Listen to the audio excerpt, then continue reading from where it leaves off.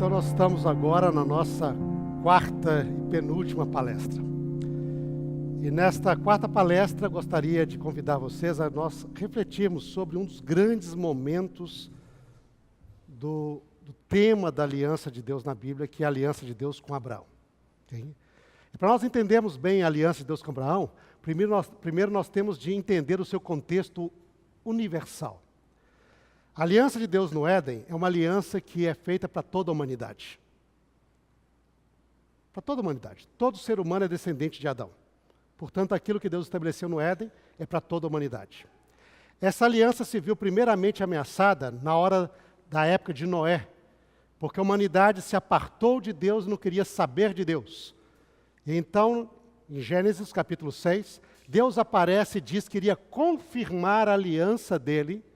E a expressão hebraica que aparece lá é exatamente esta. Quando nós lemos em 6, 18 e 20, diz: eu, contigo, porém, confirmarei a minha aliança para preservar a vida. Essa expressão hebraica está lá. Algumas traduções dizem: contigo estabelecerei a minha aliança. É uma possível tradução, mas a melhor tradução é: contigo, porém, confirmarei a minha aliança. Porque Deus iria confirmar com Noé a aliança que ele fez com Adão. E quando, no capítulo 9, Noé sai da arca, depois da destruição de toda a humanidade, toda a terra na época, Deus renova com Noé as mesmas ordens que ele deu a Adão. Crescei e multiplicai, enchei a terra. Como Deus tinha dito para Adão. Né? Dominai sobre os animais. Sim? Ou seja, Noé é um segundo Adão, aquele que recomeça a humanidade.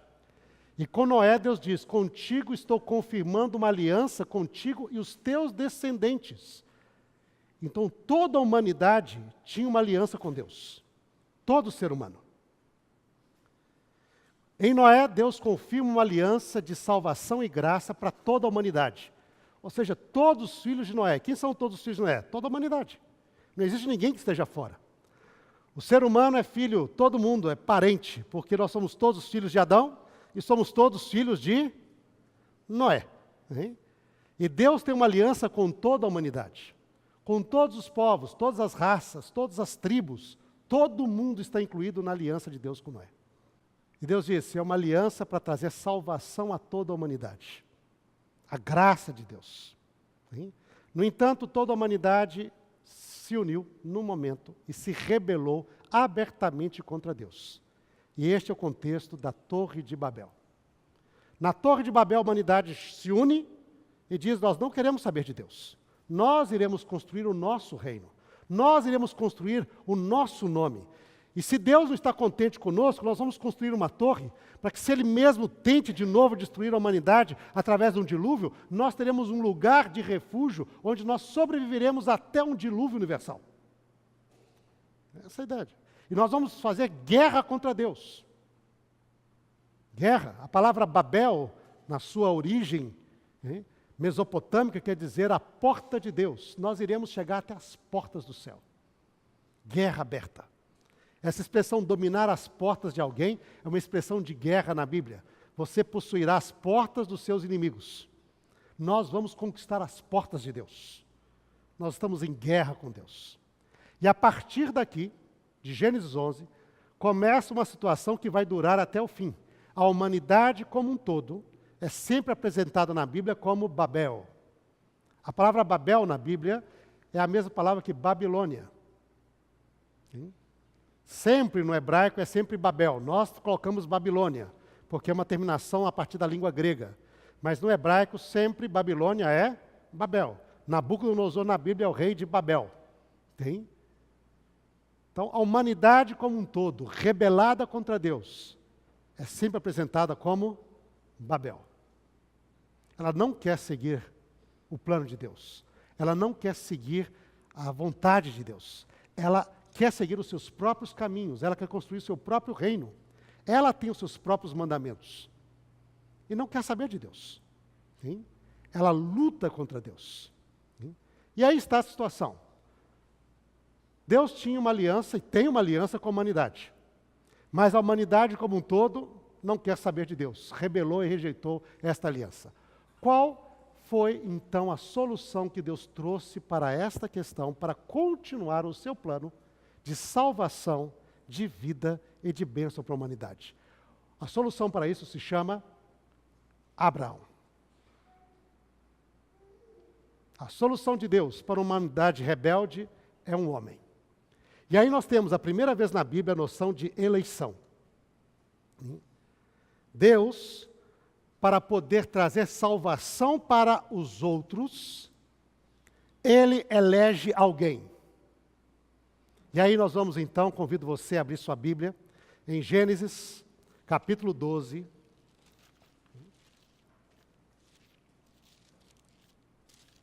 Gênesis, capítulo 12. Começando no verso 1, a história de Abraão. Ora, disse o Senhor a Abraão: sai da tua terra, da tua parentela, da casa de teu pai, e vai para a terra que eu te mostrarei. De ti farei uma grande nação, e te abençoarei, e te engrandecerei o nome. Sai. A mecânica da eleição é uma mecânica interessante. Muitas vezes mal entendida por muitas pessoas. Okay? A mecânica da eleição, muitas vezes, as pessoas reagem negativo com a mecânica da eleição. Porque quando Deus elege alguém, Ele está elegendo um e não as outras pessoas. A eleição sempre é assim. Vamos concorrer aí para um posto. Aqui em Vitória, então haverá eleição para prefeito. Tá bom, muitos candidatos. Mas o povo elege um. Quando o povo elege um, quer dizer que não elegeu os outros. A mecânica de eleição é sempre assim. Quando você elege alguém para um cargo, você elegeu aquela pessoa e não os outros. Eles elegeram um e recusaram os outros. Essa é parte da mecânica de eleição. Quando Deus escolhe alguém, Ele diz: és tu, e não os outros. És tu. Deus, quando elege alguém, é você. É você que eu quero. É você e não os outros. Sim? E Deus fez isso com Abraão. Sai da tua terra, da tua parentela, nem na tua casa, nem de teus pais, teus tios, teus primos, não, nenhum deles. Sai daí. Vai para uma terra que eu te mostrarei. Eu te vou engrandecer o nome. Eu farei de ti uma grande nação. Sim? Essas palavras ditas a Abraão estão em contraste com as palavras que as pessoas disseram lá na Torre de Babel. Nós iremos engrandecer o nosso nome. Nós faremos o nosso nome famoso. Deus diz: eu farei o teu nome famoso, Abraão. Grande. Sim? A mecânica da eleição realmente é escolher alguém e não escolher os outros. E muita gente, ao parar nesse primeiro passo, diz: mas Deus tem os seus queridinhos? Deus tem os seus prediletos, então? Deus ama a estes mais do que os outros? A eleição é perversa. O que é isso? Deus tem os seus, aqueles que Ele passa a mão em cima e os outros Ele só bate? Hein? Muita gente entende a eleição como se fosse isso. E muita gente que é eleita, às vezes cai na tentação de cair nessa mesma compreensão. Eu sou melhor do que os outros, Deus ama mais a mim, Ele me elegeu, não elegeu os outros. Então quer dizer que Ele está mais preocupado comigo. Ele me tem mais carinho, Ele me tem mais atenção. Né? A mecânica da eleição realmente implica na eleição de algum e não de outros. Mas a mecânica da eleição não para aí.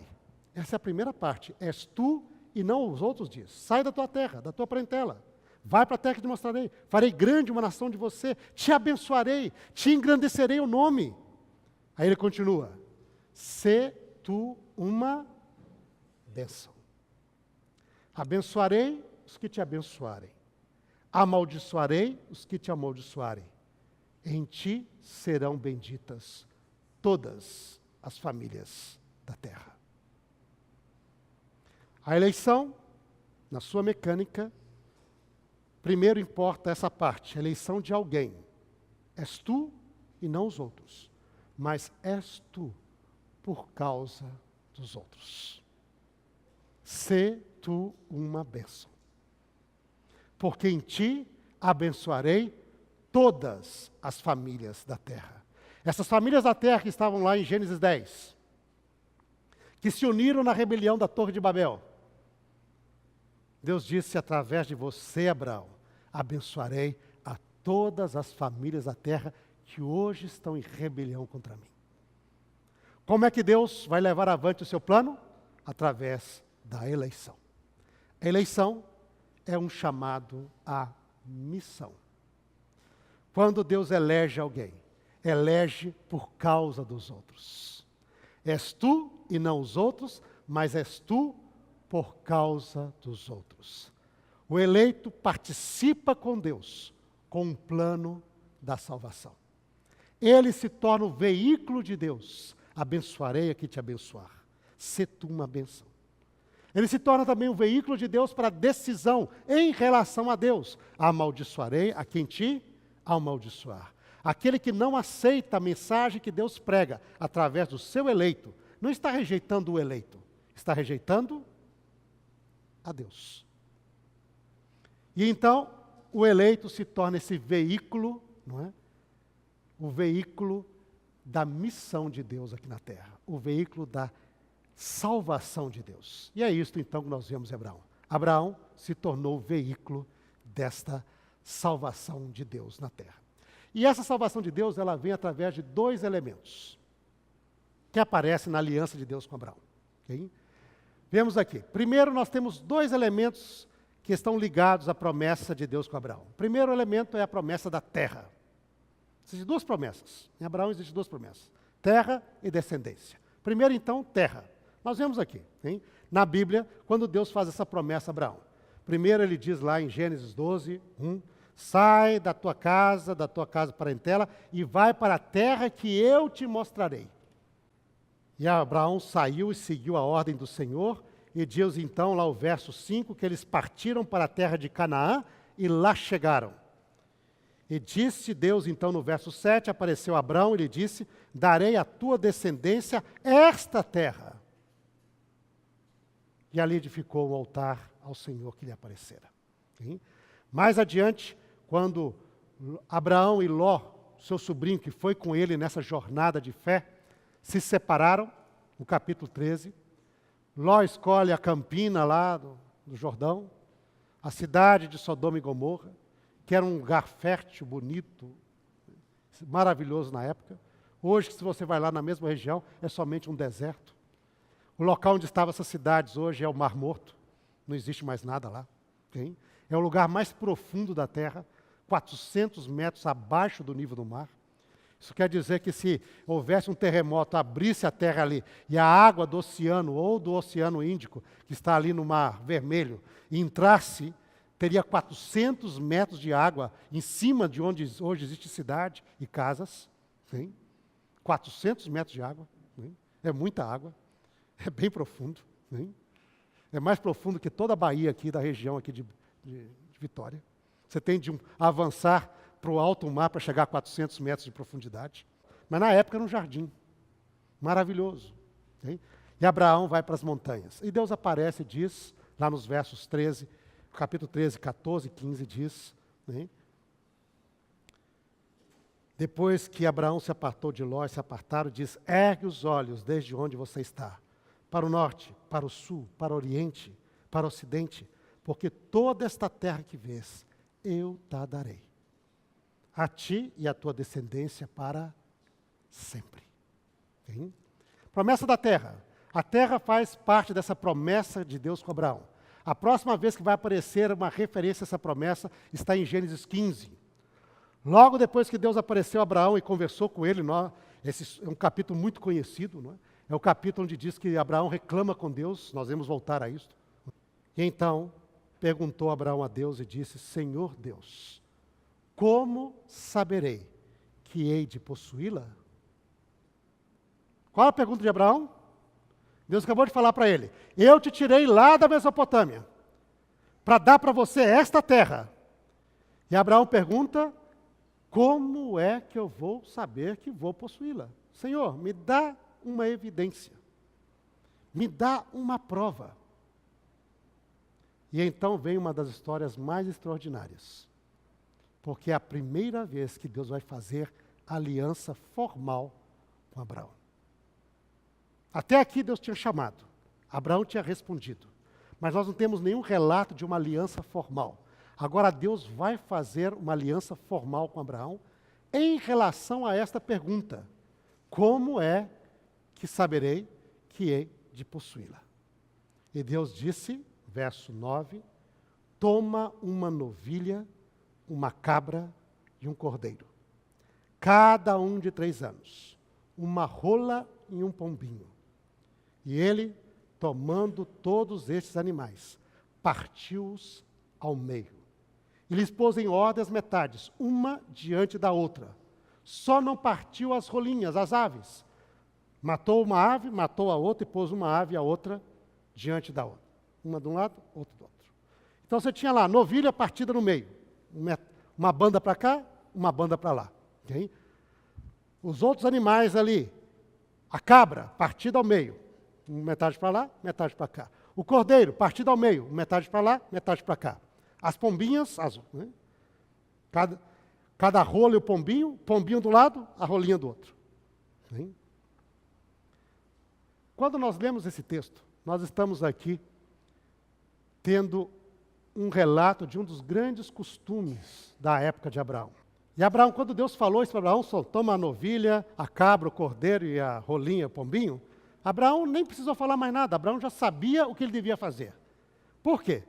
Porque nos dias de Abraão, no final do 3º milênio antes da Era Comum, antes de Cristo, não é? Para quando pessoas faziam um pacto solene, eles faziam o pacto tomando animais e partindo ao meio. As pessoas botavam metade do animal do lado, metade do outro. Aí a pessoa que fazia esse pacto levantava a sua mão, e enquanto ele caminhava no meio dos animais, ele fazia um juramento. Eu prometo solenemente que farei isto, farei isto, farei isto. Ao ele andar no meio dos animais, com a sua mão levantada e fazendo a promessa do que ele iria fazer, ele simbolicamente representava a seguinte ideia: se ele não cumprisse a sua palavra, a outra parte poderia pegá-lo e parti-lo ao meio, matá-lo. Se ele falhasse com a sua promessa, ele iria morrer. E a outra parte lesada tinha todo o direito de matá-lo e parti-lo ao meio. A pessoa então firmava uma aliança com a própria vida. A sua vida era penhor do cumprimento da aliança. Imagine bem o que aconteceu aqui. Abraão disse: Senhor Deus, como é que eu vou saber que irei possuir essa terra? Deus disse para ele: toma uma novilha, uma cabra, um cordeiro, uma rolinha e uma pomba. E diz o texto bíblico: ao pôr do sol, caiu profundo sono sobre Abraão. Grande pavor, descerradas trevas acometeram. Então lhe foi dito: sabe com certeza, Abraão, que a tua posteridade será peregrina em terra alheia, e será reduzida à escravidão, e será afligida por 400 anos. 400 anos. Mas também eu julgarei a gente a que tem de sujeitar-se, e depois sairão com grandes riquezas. Tu, porém, irás para os teus pais em paz. Serás sepultado em ditosa velhice. Na 4ª geração, a tua descendência tornará para aqui. Pense bem isso daqui. Abraão perguntou: Senhor Deus, como é que eu vou saber que vou possuir a terra? Deus manda ele fazer um ritual de aliança solene, não é? Prepara lá. Quando ele estava lá, primeiramente uma revelação. Abraão, tua descendência vai ser peregrina em terra alheia por 400 anos. E só depois desse período de tempo voltarão para cá. Você, porém, vai morrer sem nunca receber essa terra. Você quer certeza? Você quer saber? Como você vai receber essa terra? Você vai morrer sem nunca receber nada. da terra prometida. Mas, Senhor, peraí, por quê? Por que isso? O que eu fiz de errado? Está bravo comigo? A história lá do Egito, que há pouco tempo atrás eu desci lá no Egito e não tive coragem de falar que Sara é minha esposa. Qual a razão? Por que isto? Nada a ver com você, Abraão. A razão disto é, diz o texto bíblico, porque ainda não se encheu a medida da iniquidade do amorreu. Abraão, você está aqui. Você é meu eleito. Você é a pessoa que realmente eu confio. Mas eleição é missão. Você não vive mais para você. Você vive agora por causa dos outros. Tudo que acontece com você e sua família acontece por causa dos outros. Eleição é missão. Eu tenho ainda 400 anos de misericórdia para com os amorreus. E porque eu tenho 400 anos de graça para com eles, você não receberá a terra agora. Você veio aqui por causa deles. Deus já via a iniquidade dos amorreus. E o que Deus fez? Chamou o seu eleito para viver entre eles. Para que eles lembrassem do verdadeiro Deus. Os cananeus, quando nós pensamos logo no juízo lá do Êxodo, diz, por que Deus mandou punir esse povo? Que Deus cruel. Não é bem assim, irmãos. Os cananeus, na época, já eram uma das populações mais corrompidas do mundo e da história da humanidade. Não existe, aqui no Brasil, e provavelmente em lugar nenhum do mundo, nenhum lugar, nenhuma população, nenhum povo, que seja moralmente tão corrompido e tão violento como os cananeus dos dias de Abraão. Essa é a história. Sodoma e Gomorra eram cidade dos cananeus. E era simplesmente, eles tinham chegado ao clímax dessa perversão e Deus teve de agir naquele momento. Mas para o resto da população que estava naquele mesmo caminho, onde você entrava num culto, numa catedral, vocês vão aqui em Vitória, em qualquer igreja, qualquer que seja, vocês podem entrar em qualquer lugar que seja religioso, de qualquer religião, vocês não terão pessoas realizando prostituição cultural ao vivo como parte do culto. Isso acontecia em Canaã. Essas coisas acontecem aí em casas noturnas, em algum outro lugar, mas não em Canaã, acontecia à luz do dia, na frente, no momento de culto, em qualquer templo, em qualquer santuário de Canaã. Isso é só uma pequena ideia da violência ou da corrupção de Canaã. E Deus ainda disse, 400 anos de misericórdia. E esses dias os cananeus faziam isso por quê? Porque não conheciam a Deus? Não, não. Jerusalém estava ali, Melquisedeque era sacerdote do Deus Altíssimo. Eles se rebelaram contra Deus e se corromperam, ainda que o principal local de adoração a Deus na antiguidade estava entre eles, em Jerusalém, na cidade de Salém. Deus ainda diz, 400 anos de misericórdia. E você, Abraão, vai ter de esperar, porque eu tenho compaixão deles. E vou tentar salvá-los através de você e a sua descendência. Sim? Missão é chamado, ligado à eleição. Vivemos não por nós mesmos, vivemos por causa do outro.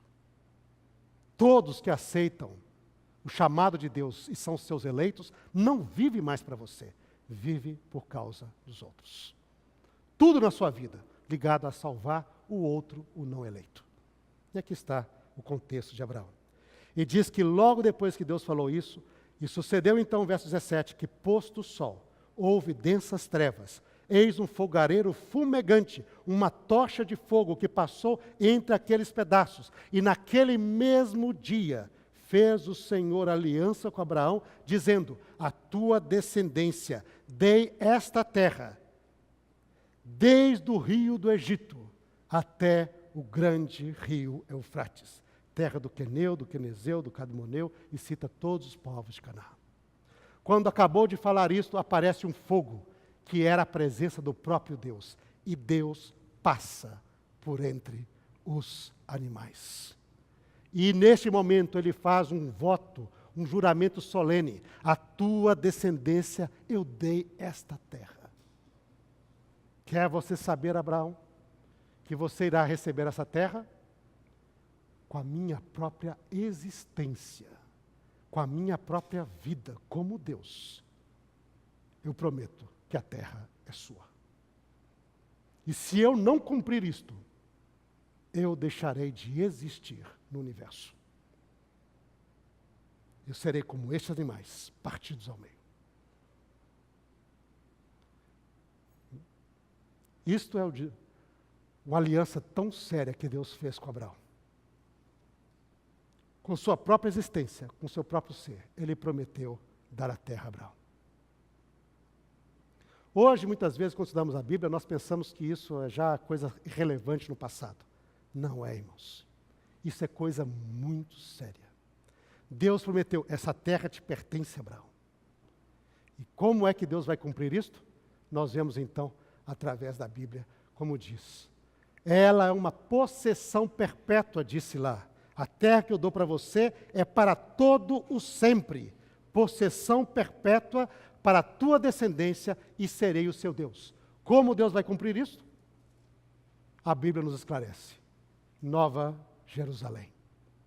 Abraão partiu para a terra e peregrinou na terra, do qual ele tinha feito a promessa, mas não recebeu nem sequer um pedacinho dela. Por quê? Porque aguardava a cidade, diz o livro de Hebreus, cujo edificador é Deus, a Nova Jerusalém. E no livro de Apocalipse 21 descreve a Nova Jerusalém. E essa Nova Jerusalém desce aonde? Exatamente na terra prometida a Abraão. E quando você entra lá na Nova Jerusalém, nas portas da Nova Jerusalém, está o nome das 12 tribos de Israel, que são os filhos de Abraão. Toda a humanidade entrará pelas portas, pertencendo aos 12 tribos de Israel.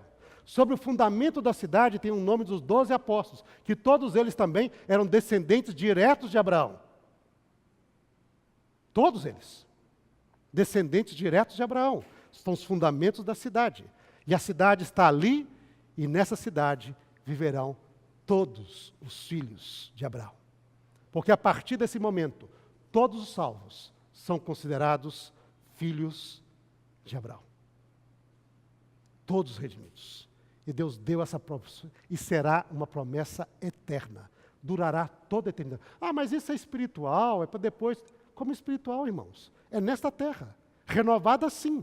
Mas essa terra, depois, antes de ser renovada, para não deixar nenhuma dúvida, Jesus desce do céu, toca o pé no Monte das Oliveiras, abre o grande vale, e a cidade desce exatamente ali, onde foi a terra prometida por Deus a Abraão. E será para todo o sempre, para os filhos de Deus, que também agora são chamados filhos de Abraão.